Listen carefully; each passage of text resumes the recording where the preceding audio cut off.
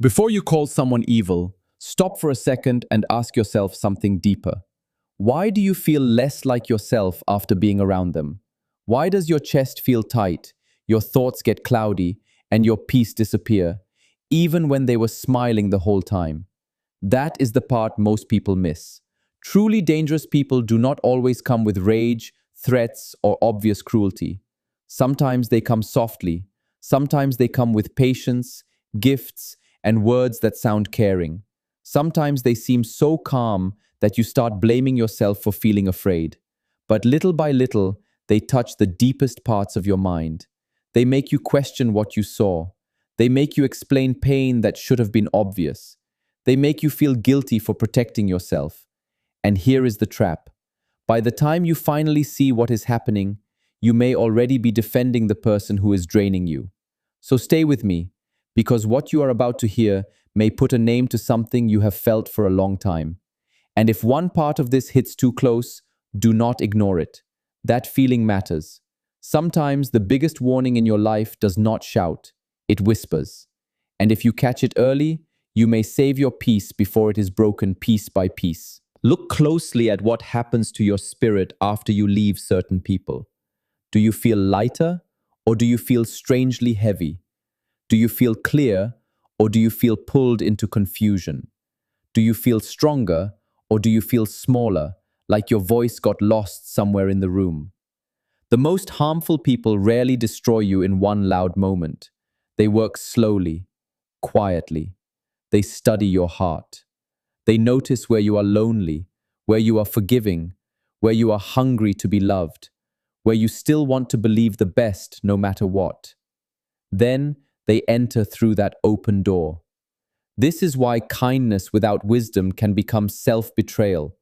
Forgiveness without limits can become permission. Care without awareness can become the road that leads pain straight into your life. So do not just listen to words. Watch patterns. Watch the effect. Watch what your body feels after the conversation ends. Healthy people may challenge you, yes, but they do not leave you feeling broken inside your own mind. Real love gives space. Real care leaves dignity. Real safety does not require you to shrink.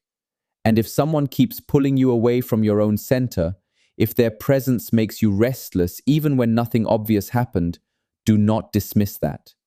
Peace is information. Tension is information too. Your nervous system often knows the truth before your excuses do. And that truth can save you if you are brave enough to hear it. The first sign is this. They make you doubt what you clearly saw, clearly heard, and clearly felt. This is not a normal disagreement. This is not two people remembering things differently. This is a person trying to bend your reality until you stop trusting your own mind. You tell them, that hurt me. They say, you are too sensitive. You tell them, you promised this. They say, I never said that. You bring facts. They laugh. They twist the story. They change the subject. They make you feel foolish for even bringing it up. Slowly, something dangerous happens. You stop trusting your memory. You stop trusting your body. You stop trusting that quiet warning inside your chest. And once a person loses trust in their own eyes, they become easier to control. That is the point. They do not want clarity. They want fog. They want you tired. They want you explaining yourself until your energy is gone and the original issue disappears. If you have ever walked away from a conversation wondering, was I wrong? Did I imagine it? Am I losing it? Pay attention. That is not a small thing. That is a red flag. Write things down. Keep track of patterns. Trust behavior more than pretty speeches. Trust what repeats. Trust the way your body reacts when the same person enters the room. Not every confusing person is dangerous, but a person who repeatedly feeds on your confusion is not seeking peace. They are seeking power. And once you see that, stop arguing in circles. Some people do not want truth. They want surrender. The second sign is this. They hurt you, and then they act wounded by your pain. They light the match, burn the room, and then cry because you notice the smoke. They betray you, insult you, humiliate you, or cross a line, and when you finally react, Suddenly, they become the victim. Now your tears are too dramatic, your anger is too harsh, your silence is too cold, your boundary is too extreme. Watch that carefully. A person with conscience can fail, can make mistakes, can even deeply hurt someone. But when they truly see the damage, something in them pauses. They reflect, they feel it, they try to repair. A manipulative person does something else. They become offended that they are being held responsible. Your pain becomes a mirror, and they hate the mirror. So they flip the story. They say, "After all I did for you, this is how you treat me." They say, "You are making me look bad." They say, "You always create problems." And suddenly the person who wounded you is asking for comfort. The person who crossed the line is demanding sympathy. The result is brutal. You end up apologizing for bleeding. This is how people stay trapped for years, not because they are weak, but because their compassion is being used against them. They have been trained to worry more about the other person's reaction than their own wound. So hear this clearly.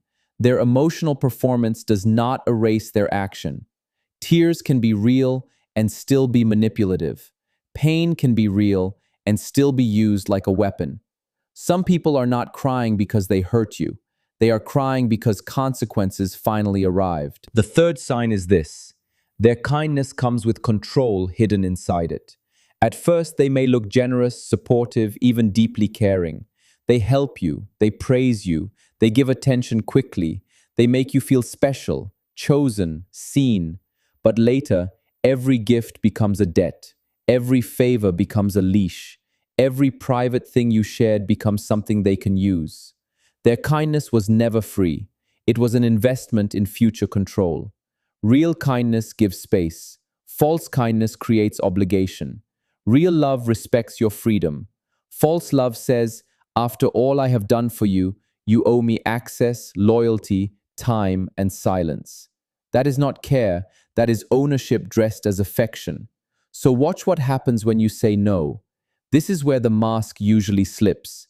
Anyone can be warm when they are getting what they want. But when you disagree, when you delay, when you choose your own peace, when you stop feeding their need, do they still respect you?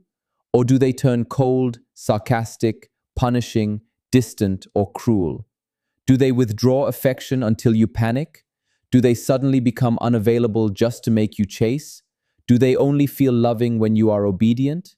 That is not connection. That is training. Harmful people do not always want your heart. They want the buttons that control your reactions. They want to know which silence makes you come running, which guilt makes you stay, which insult makes you prove your worth. If their help makes you feel smaller instead of freer, listen to that. Not every gift is generous. Some gifts are cages with ribbons on them. The fourth sign is this. They slowly separate you from other people. Rarely with force, usually with poison. They whisper, they compare, they plant suspicion. They tell you what somebody probably meant. They bring half stories and loaded comments. They make you doubt the people who truly care about you. They say your family does not understand you like they do. They say your friends are jealous. They say you should keep your situation private because no one else will get it. At first, it can feel like loyalty, like closeness, like the two of you against the world. But later, it becomes a cage. Because the more isolated you become, the more their voice starts sounding like law. They decide what is true. They decide who is safe. They decide what you deserve. And once they become the only voice in your world, your judgment gets weaker. This is why healthy love does not fear your support system. Real care is glad that you have grounded people around you. Real love does not panic when you get wisdom from someone else. But a controlling person hates outside clarity.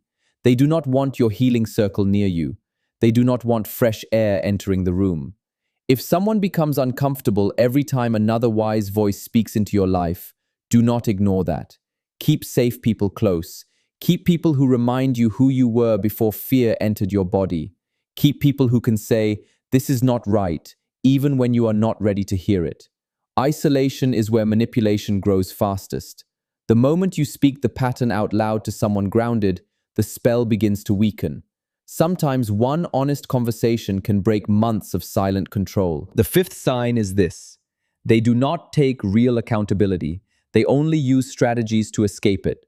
Everybody makes mistakes. Everybody has blind spots. That is not the issue. The issue is what happens after the truth shows up. A person with character can say, "I was wrong." They may feel shame, they may struggle, but they face it. A harmful person apologizes only to reset the game. Their apology sounds good for a day, maybe a week, and then the same behavior returns wearing new clothes. They say sorry, but nothing becomes safer.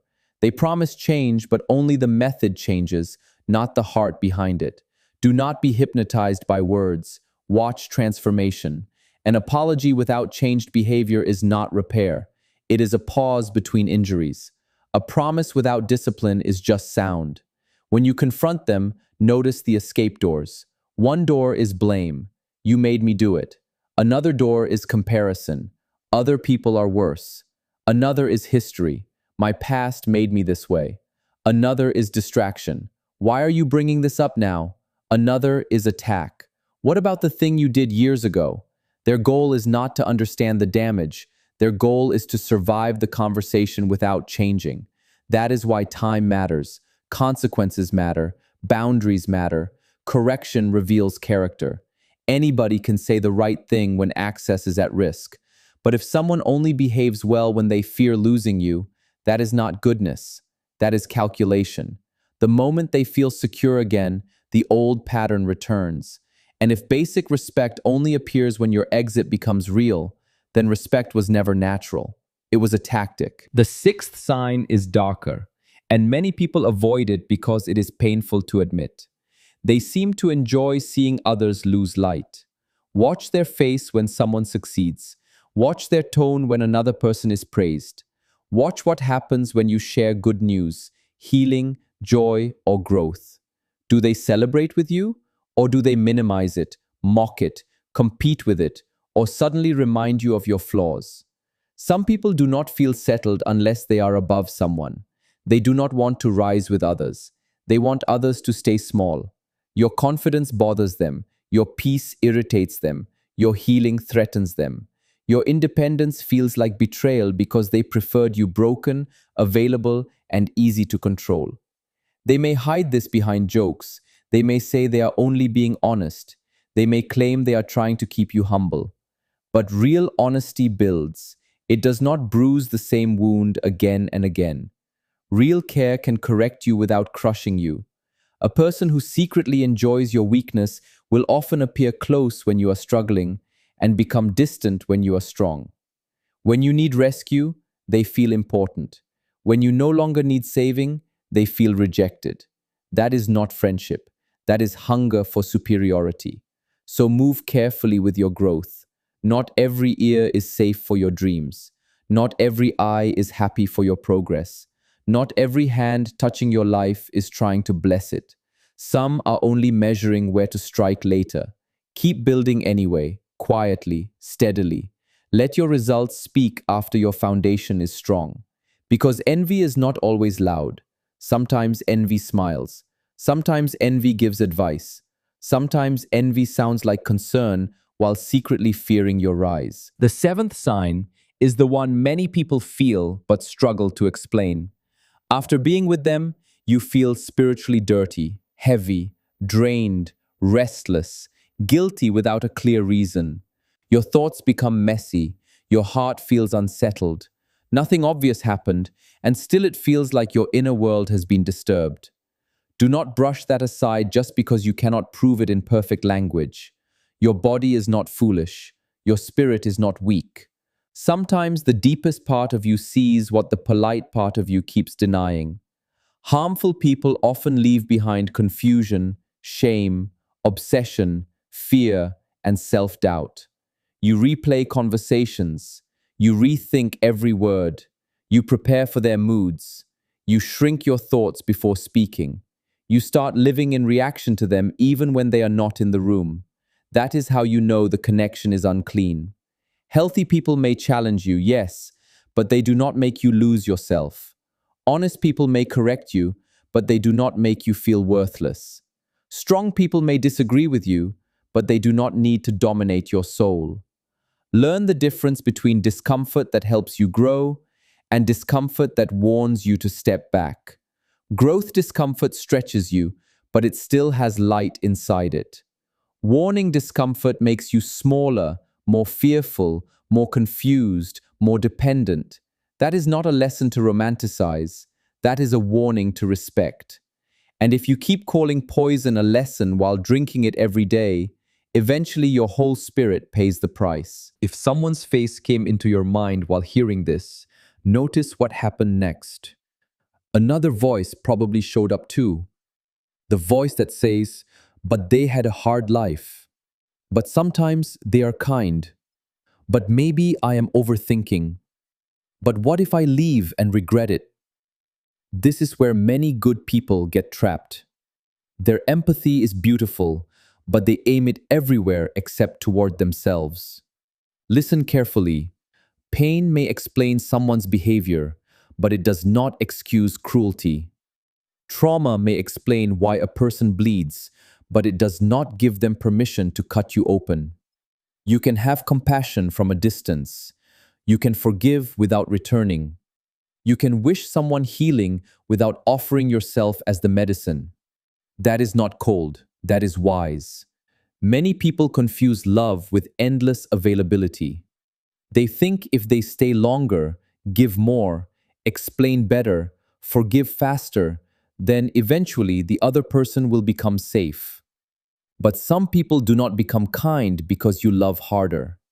They simply learn that your love has no gate. And a heart with no gate is not noble. It is unprotected. If you recognize these signs, do not rush into a dramatic showdown. Dangerous people often use confrontation as a stage.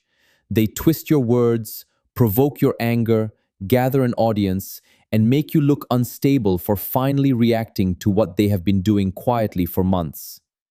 Be wiser than that. Reduce access, protect information, stop feeding the cycle. Distance is not always weakness. Sometimes distance is the highest form of intelligence. Sometimes silence protects more than explanation ever will. You do not need courtroom-level proof before you protect your peace.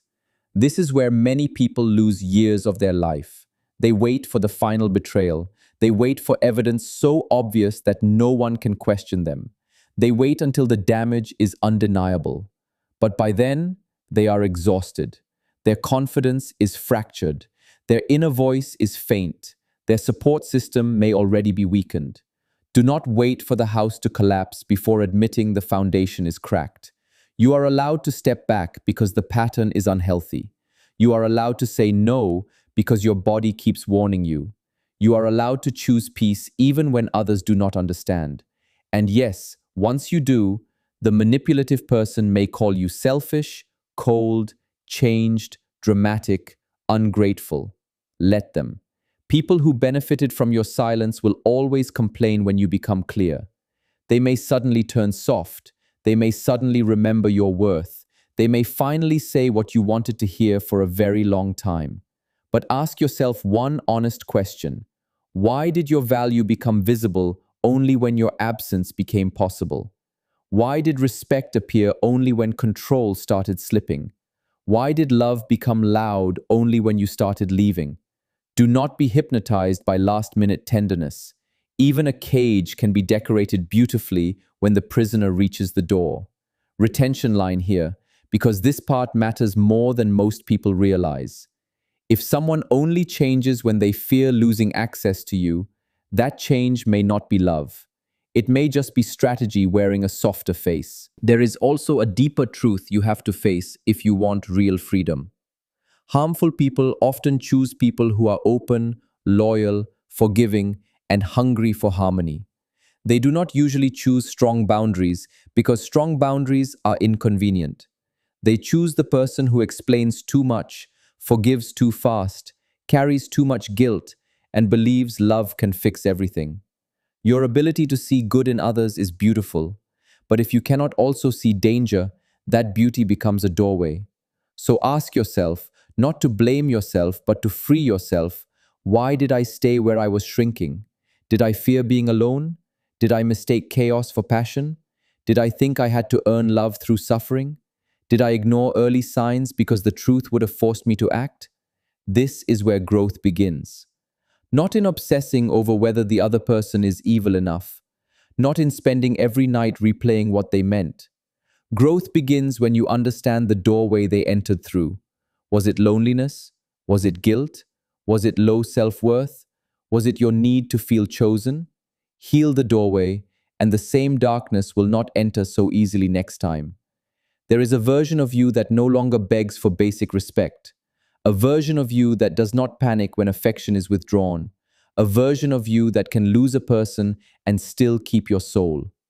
That version is built every single time you choose truth over attachment, slowly, quietly, repeatedly. That is how inner freedom is formed. Do not confuse being peaceful with being passive. Peace is not weakness. A mountain is peaceful, but it does not move for every storm. A river is gentle, but over time it cuts through stone. A calm person is not easy to control. They are simply no longer available for chaos. Real spirituality does not make you easier to harm. It makes you harder to deceive. So stop getting stuck on the label. Whether you call them toxic, manipulative, dark, unsafe, or simply unhealthy, the label matters less than the effect. Are you becoming more alive around them or less alive? More honest or more confused? More peaceful or more anxious? More yourself or more controlled? The fruit reveals the root. If every road with someone leads you away from your dignity, stop walking. Leaving does not always begin with a dramatic exit. Sometimes leaving begins inside. You stop believing every word. You stop reacting to every baited comment. You stop offering unlimited access. You stop handing over private details they can later twist. You stop trying to win arguments designed to drain you. First, the soul stands up. Then the body follows. And when that moment comes, protect your peace without hatred. Hatred keeps you spiritually tied to the thing you are trying to escape. Clarity sets you free. Silence can set you free. Distance can set you free. Standards can set you free. You do not owe endless softness to people who only liked you when you were easy to control. You owe yourself honesty. You owe yourself safety. You owe yourself a life where your spirit can breathe again. And if you are still inside a connection like this, do not wait for some giant, perfect moment. Begin with one honest act today. Tell yourself the truth without editing it. Write down the pattern. Speak to one safe person. Rebuild one boundary. Refuse one manipulation. Delay one reaction. Keep one part of your life private. Small acts of clarity become a path. A path becomes distance. Distance becomes breath. Breath becomes strength. You are not here to be consumed by people who refuse to heal. You are not here to become the shelter for someone who keeps setting fires in your life. You are not here to prove your goodness by accepting cruelty with a smile. You are here to wake up. And waking up hurts at first because it breaks the illusion. It shows you where you abandoned yourself. It asks you to choose your own dignity when your old habits want to chase, explain, fix, and forgive too quickly. But on the other side of that pain is something quiet and powerful. Freedom. Clean air in the mind. Steady ground under your feet. The return of your own voice. So if this message reached you at the right time, do not just nod and move on. Sit with it. Let it work on you. Let it sharpen your vision. And most of all, remember this. You do not have to prove someone is dangerous before you protect your peace. If their presence keeps draining your life, confusing your mind, and pulling you away from your dignity, that is enough. Choose yourself, not with drama, not with revenge, with clarity, with discipline, with calm strength, and never apologize for saving your own soul.